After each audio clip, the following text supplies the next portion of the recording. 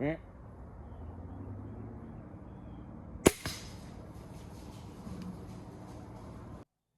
You're going to want to stick around for this one. I got a special treat for you at the end of this video. And thanks for watching. I'm Dan Allen, and I celebrate the thrill of the outdoors. Join me as I explore the art of hunting and fishing, sharing tips, techniques, and stories from the wild. Discover how to sustainably source your meals from field to the table. Whether you're a seasoned pro or just starting out, I will inspire you to connect with nature, embrace the adventure, and savor the rewards and efforts. This is Danaconda Outdoors. Good morning. Thanks for tuning in. Dan here.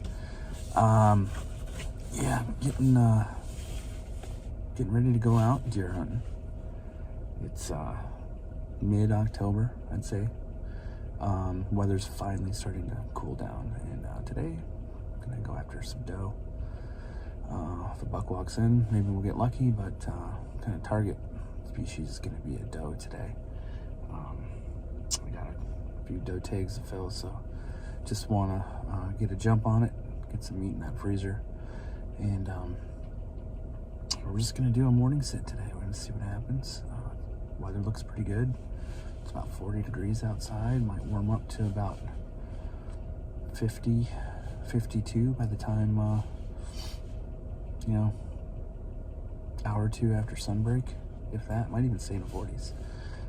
But it's pretty clear out right now, and we're gonna get back there and see what we can get into. So on this hunt, I decided to try something different for camouflage, and I ended up picking up a ghillie suit. And man, I couldn't be happier with the results. When you think about it, when the deer look at you, you're just another bush. They don't know what the heck you are. Yeah, they might get a little weary or nervous about you moving a bit, but they really don't spook that much. It was a great asset that I employed for this hunt.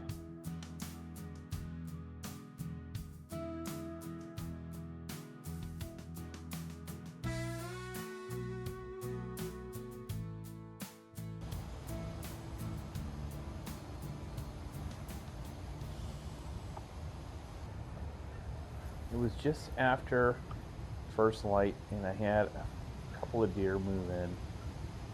As they kind of moved around, I realized the one you're looking at next to the tree on the right side ended up being a young buck, and the one in the back on the left side was a doe.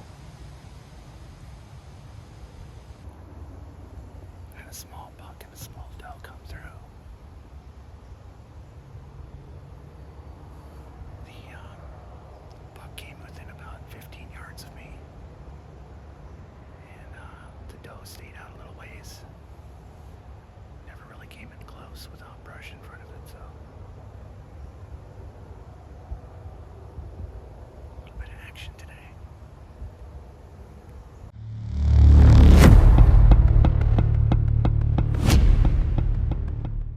All right, so today, lots of action today.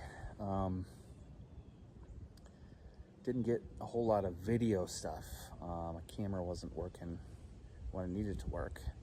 But I was literally surrounded by deer at first light. I could see the deer. I had one come up from behind me 5 yards away, walked right by me. And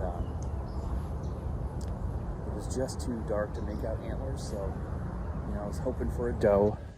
I know there's a couple small bucks in that pack, so I just couldn't risk it.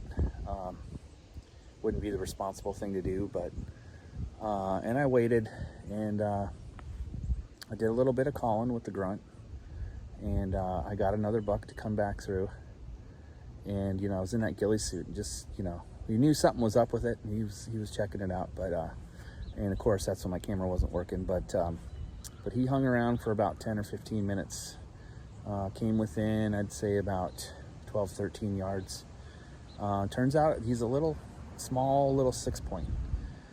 So depending on how the rest of the season goes, I probably won't take him, but I do have a couple of doe tags looking to pack the freezer, so we'll see what happens here. Gonna get after it again tomorrow. The landowner that I'm in, that I got permission from right now, they run some hay rides and pumpkin patch and all that stuff on their property, and so not we, but whoever hunts it that has permission, got to be out of there by 9 in the morning. So basically get a couple hours of shooting light to work with, which is fine. And then hopefully after Halloween, I'll have more access, to the property as far as how long I can be out there. But anyways, gonna keep getting after it. Gonna hit it again tomorrow morning, bright and early, and hopefully get us some deer. This bushy-tailed red fox was sitting on the trail when I was walking out the day before. For some reason, felt like he was a good luck charm. Set me up for the next day.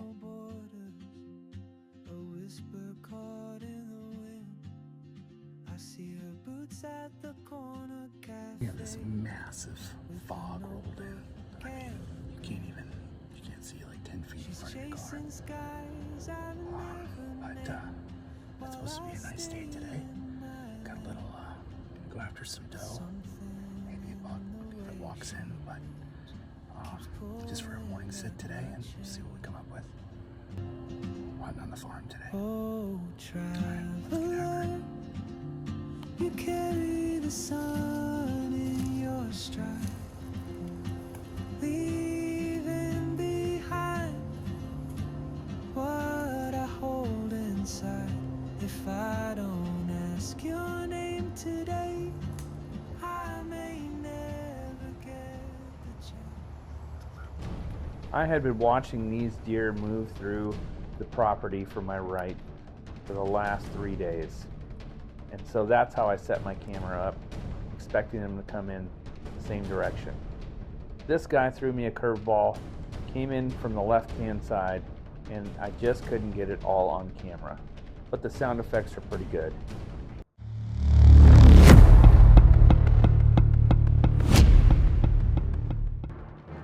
I had been watching these deer move through the property from my right for the last 3 days. And so that's how I set my camera up.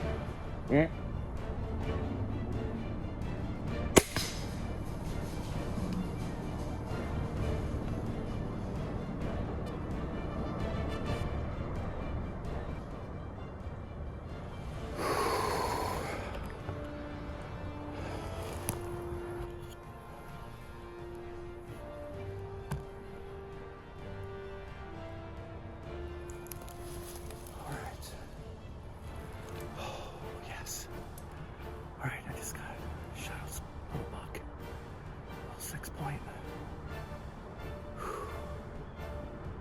Looked like a good shot in a lung.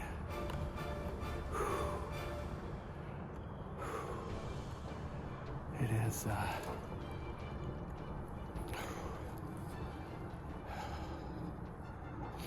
7:34.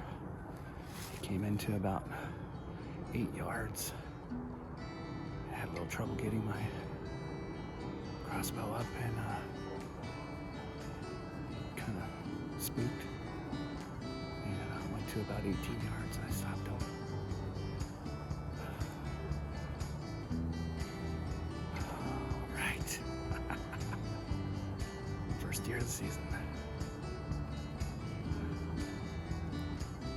Let's see if I got some blood here.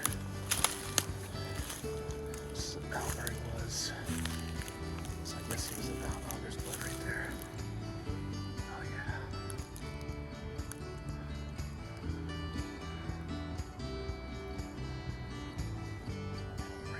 He ran off that way. So, give it some time.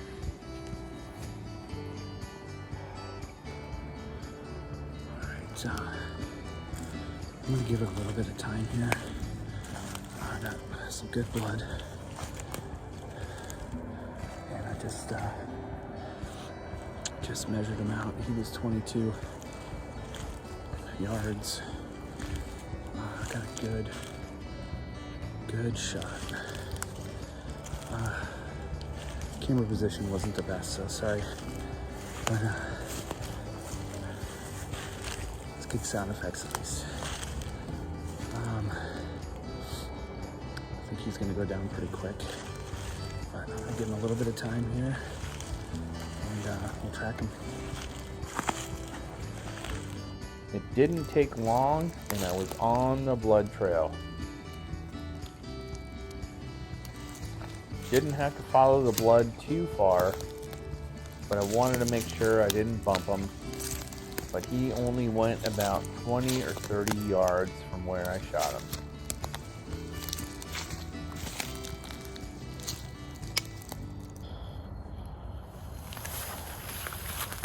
There he is.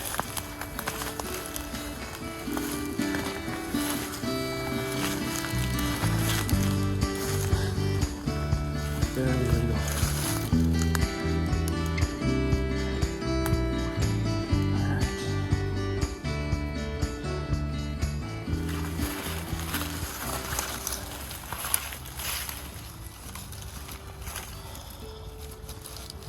Alright. Point here. All right, bud. Thank you. I ended up making a great shot that penetrated both his lungs and heart. He didn't go far.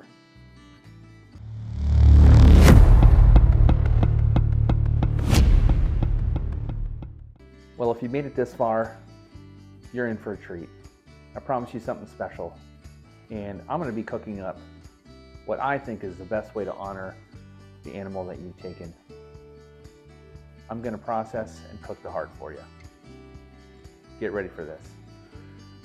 They say the best way to honor an animal is to eat the heart. One way or another, age-old stories from the past, they would say by eating the heart, you take on the essence of the animal. And today we're going to follow that tradition by eating this venison heart. Gonna prepare it up just like my dad used to when I was a kid. Back in Michigan at the hunting camp, growing up, we always would eat the first heart of a deer that somebody shot. And just gonna put together this little segment here for you as a treat of how we like to do it here at our household. The first thing you gotta do is clean up the heart really good. I ended up shooting this deer in the heart, and I wanted to make sure that I had it cleaned out really well.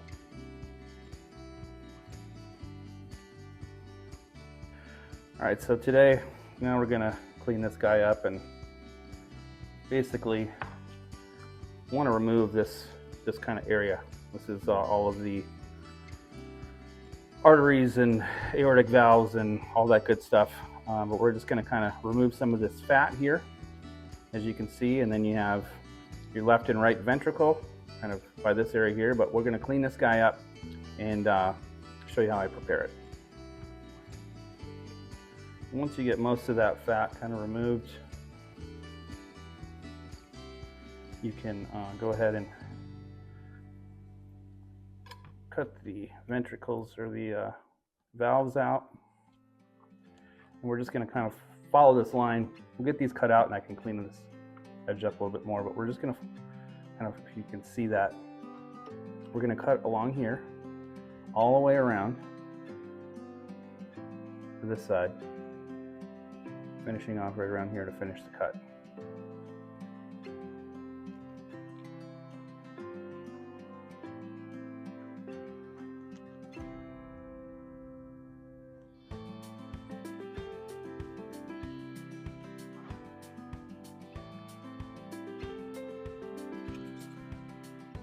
Just cut that other side there.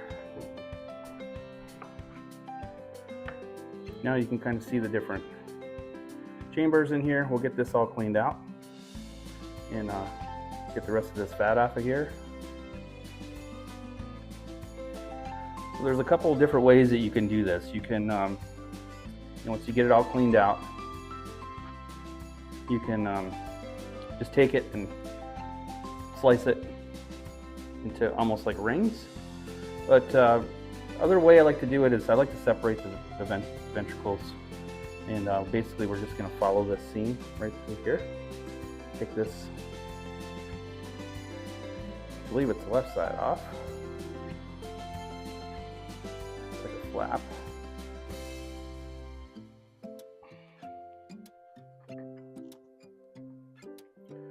And then just come around to the other side and you can essentially just cut this piece right off. We'll get that cleaned up. And then you have another chamber here. You can take this piece off. When making these cuts on the elk, it's pretty simple.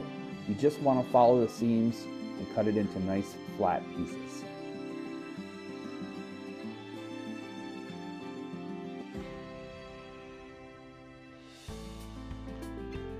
If you see these things right here, these are called your heartstrings. So you want to remove that. Anything that's kind of tough, any bloodshot that's in there like this, you can just pick out and discard. Bonus, part of my broadhead that did get into this deer, well, he only went about 20-30 yards or so. Good thing I just saw that, so didn't cut myself. Always be careful. Be careful. So next we want to do is we're going to go ahead and get this into a little, it's about a 50-50 mix of breadcrumbs, Italian breadcrumbs, and flour. And just kind of give it a little bit of seasoning. And just needs a nice little coat there. These guys all coated up.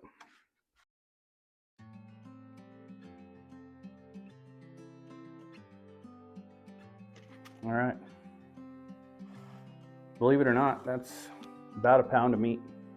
It is all muscle. And we're just gonna use butter. Use a whole stick. Get this all melted up.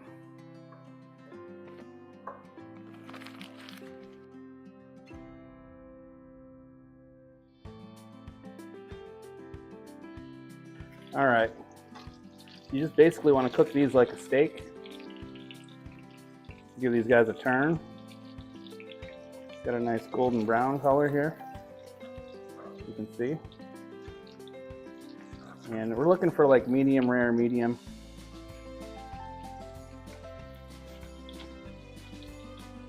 Give it another couple minutes on that side and we'll be good to go.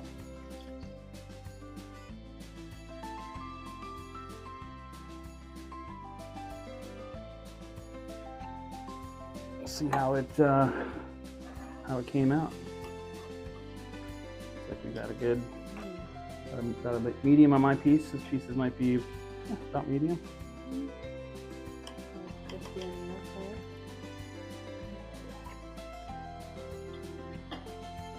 good. Wow. It is good. Tastes like steak. Thank you, Buck, for this feast. Cheers.